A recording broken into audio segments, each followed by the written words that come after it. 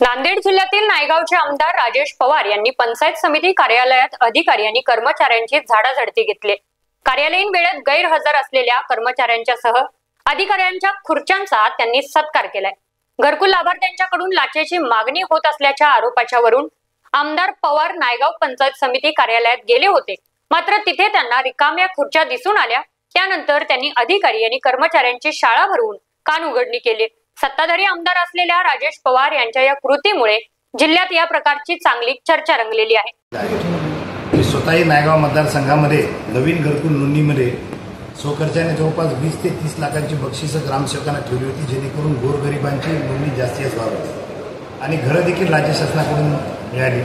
परंतु घरासाठी जे पहिले हप्ते दुसरे हप्ते जे पडतात त्यामध्ये प्रचंड प्रमाणामध्ये भ्रष्टाचाराचे आरोप माझ्यापर्यंत आले होते, ज्यामध्ये ते इंजिनियर जे असतात, ऑपरेटर असतात, हे 5 ते 10 हजार रुपये घेतल्याशिवाय हप्ता त्या ठिकाणी मंजूर करत नव्हते। ही बाब मी नांदेड जिल्हा परिषदेचे CEO श्री मेघना कावळे यांच्या कानावर टाकली आणि त्यांना सांगितले की तुम्ही याची दखल घ्यावी आणि या सगळ्या अधिकाऱ्यांची बदली करावी।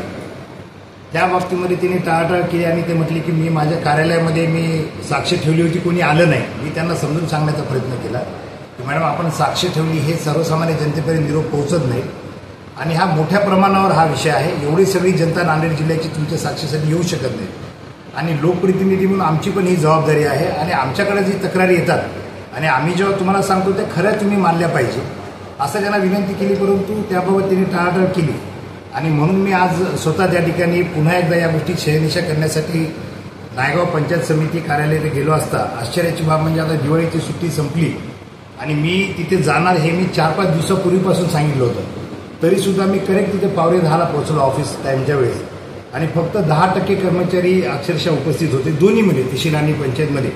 आणि याचा निषेध म्हणून आम्ही त्या प्रत्येक जे अनुपस्थित कर्मचारी होते त्या खुर्चीची पूजा केली, त्याला दस्ती घातली, त्याला टोपी घातली त्या ठिकाणी।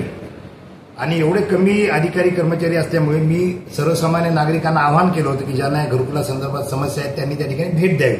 माझा हेतू असा होता की त्या ठिकाणी BDO असतील आणि जे वरिष्ठ अधिकारी असतील पंचायत समितीचे त्यांची भेट घेऊन या अडचणी सोडवाव्यात, परंतु दुर्भाग्यवश त्या ठिकाणी ते उपस्थित नव्हते आणि म्हणून अक्षरशः पंचायत समितीचा प्रशासकीय कारभार हा आम्हाला त्या प्रांगणामध्ये आज घ्यावा लागला, कारण का आतमध्ये अधिकारीच नव्हते, जबाबदार अधिकारी।